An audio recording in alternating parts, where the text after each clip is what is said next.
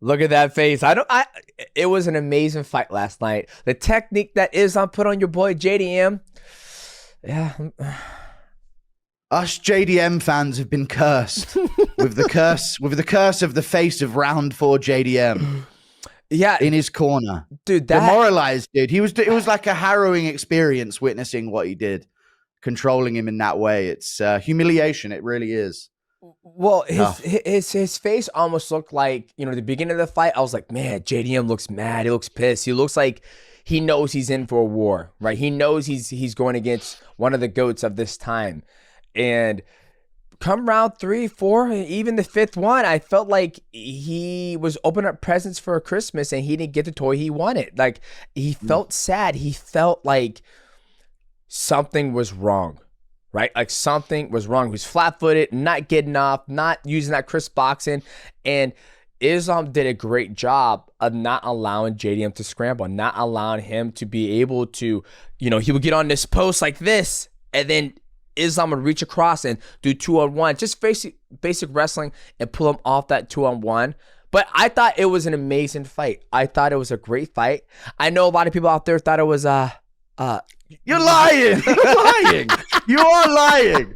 That's not I like DJ. If that's an amazing fight, what is Adesanya Gastelum? Is that like epic. Supernova like epic? Okay, epic. I think we're in a time right now when it comes to mixed martial arts where you have to go into the fight appreciating what the athlete is doing, right? Like, is it like,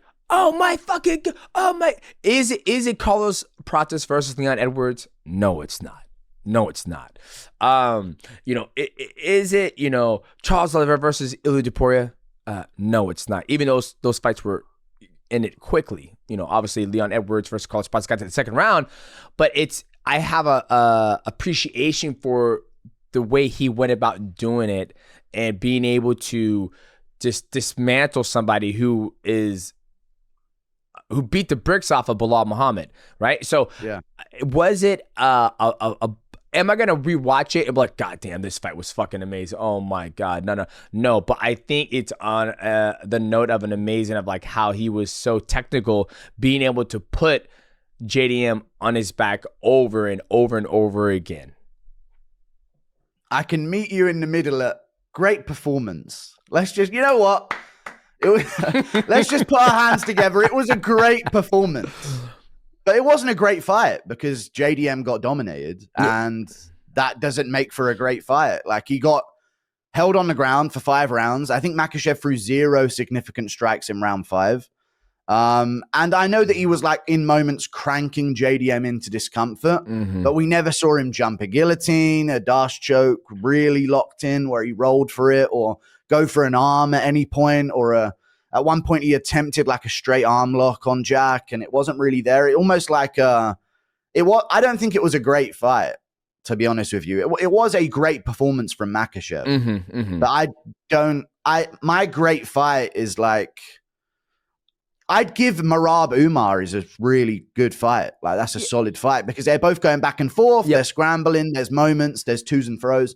But people are like, I think there's Makhachev fans. And listen, there are Makhachev fans. And they want to see him win. And I get that there's the other side of that coin.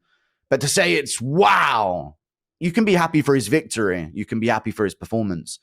But I wanted to see more. I wanted to see more. I think some of the crowd wanted to see more. They were walking out before the end to beat the traffic. That's never good for the pound for pound number one. But with Makhachev, again, it's like Chimaev. I think it's the same situation. He dominated Jack. We can talk about the technicality of the fight a bit more in a second. But I think it's the same with Chimaev. He moved up to face a bigger opponent, and it wasn't smushed him into whatever I want like he did at lightweight, and like Chimaev did at welterweight in moments as well, or against lesser opponents at middleweight that are a bit smaller.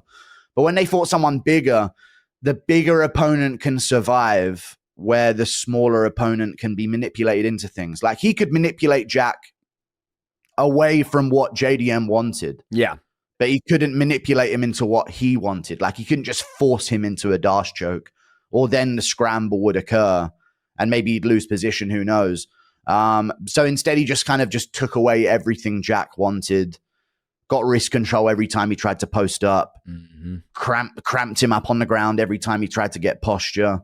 So it was more just Makhachev keeping Jack away from anything he wanted once he had the initial takedown. And as far as the initial takedown, I mean, 4 for 4 on double legs. Yeah, because we don't see that from him. Yeah, and I think it's because, when I was doing the breakdown, each time Jack got taken down in his previous fights, it was always in the middle of the octagon. When he was against the cage, he was always successful. And prior to this fight, going into it, Craig Jones and us exchanged words, and I was like, if Islam shoots in the middle of the octagon, he's gonna get it. He goes, yeah, we kind of know that, so we're trying to prepare for that. But I think, how in MMA do we get to a point where, we can appreciate, I think we're in the middle here, like you just said, but I feel like a lot of fans don't appreciate that. Like, it's mixed martial arts, right? Like, I'm even, I'm at the arena here in Tokyo with Michael. Michael's like, oh man, I heard the fight was just horrible. And I was like, I don't want to say it was horrible. I wasn't fucking horrible. I was like, one guy just got dominated. Like, we're in this age of mixed martial arts where a guy absolutely dominates somebody. Everybody's like, oh, the fight was horrible. It fucking sucked. I understand, like you said, we want more, but you got to take it for what it is. And like, hey, that guy just way fucking better than another guy. Like, there's nothing he could do. And I said it earlier during the stream. I was like, I think it was a lot better for Islam to go up to fight JDM just because he's a welterweight champion. Like, if he would have beat Ilia Topuria at 155, it's like, I just beat another smaller guy.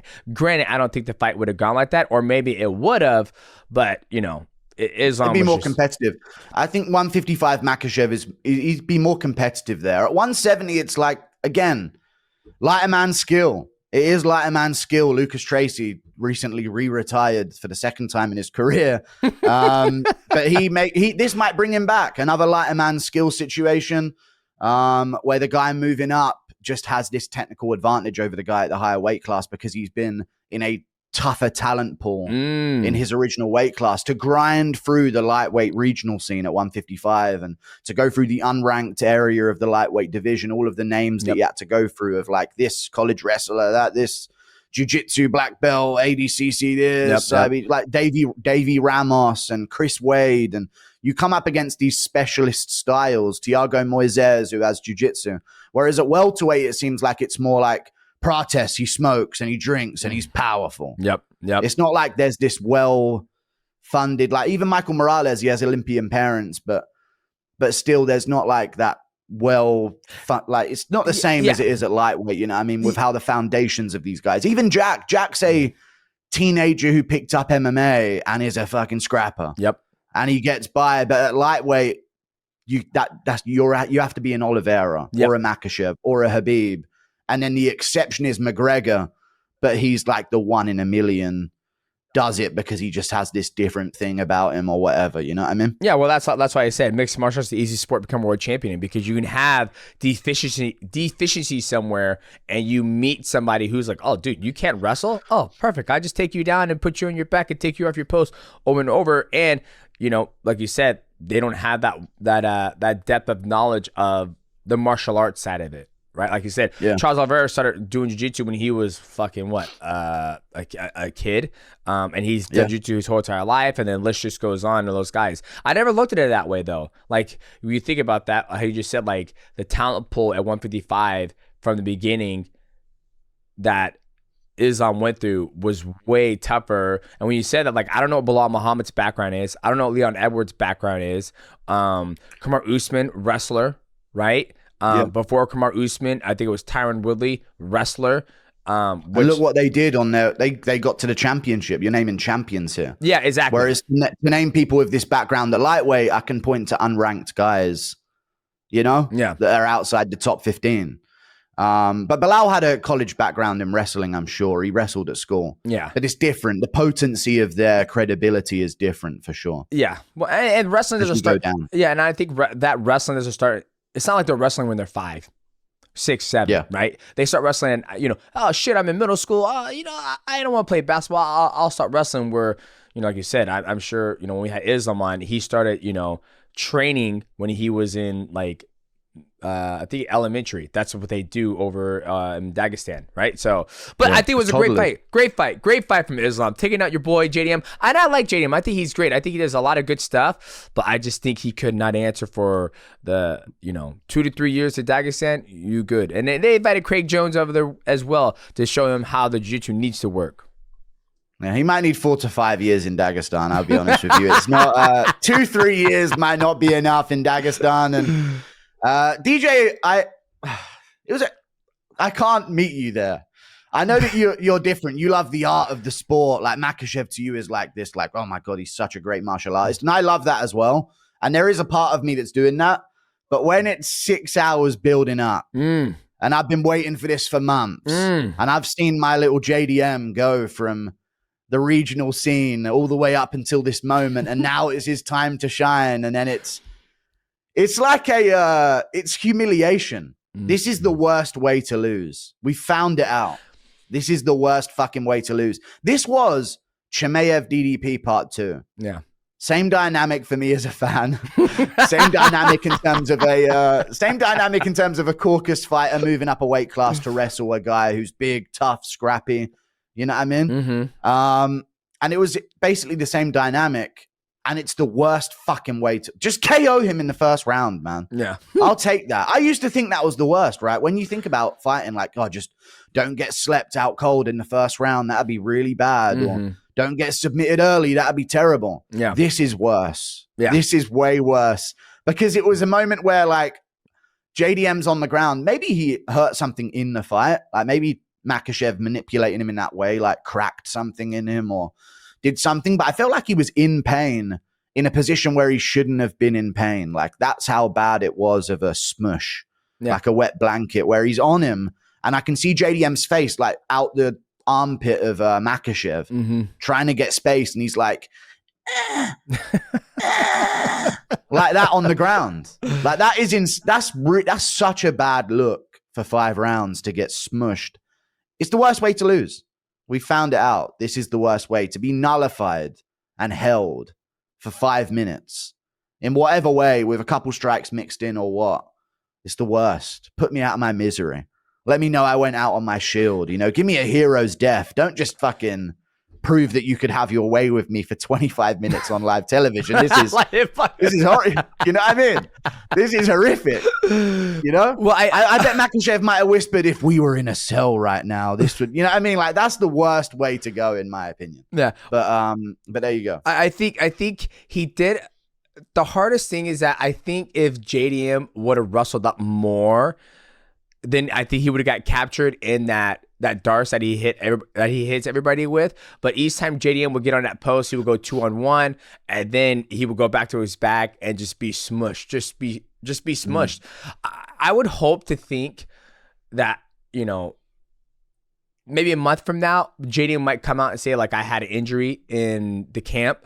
Because he was fighting like something was wrong. Like, obviously, Islam did crack him with those leg kicks to attack the calf. But JDM was good about going southpaw to orthodox, right? So I was like, okay, yeah, he's landing the calf kicks, but he does good work in both stance, right? He's able to get his hands off. But the corner man was probably one of my favorite part about the fight. You want to talk about, like, what I was enjoying about the fight? I enjoyed the fight, but the corner man, he was like, come on, man, you haven't even hurt the cunt. Put your hands on him, JDM. Come on, Jack. Put your hands on him. Look at him. He hasn't been a welt on him.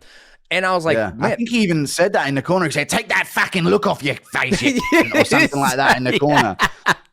Where I take that look off your face, because he did have that, like, really, like he'd been violated, basically. Like, it was a tough watch as a JDM fan for sure. But continue your point on on his the corner man was like, like you said, take that look off your face. But he just felt defeated.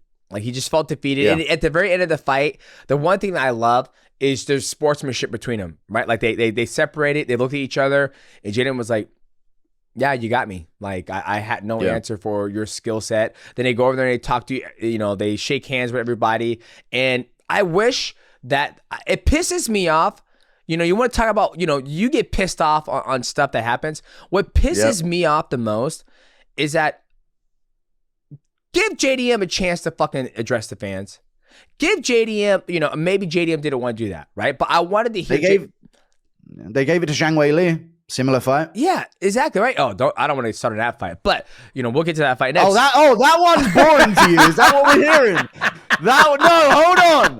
Hold on. That one's boring. Okay, buddy, Mr. Misogynist over here. I know I've got to watch what I say after the fights, but we're seeing some double standards here. Oh, damn it! I'm crazy stuff. I'll always keep it real.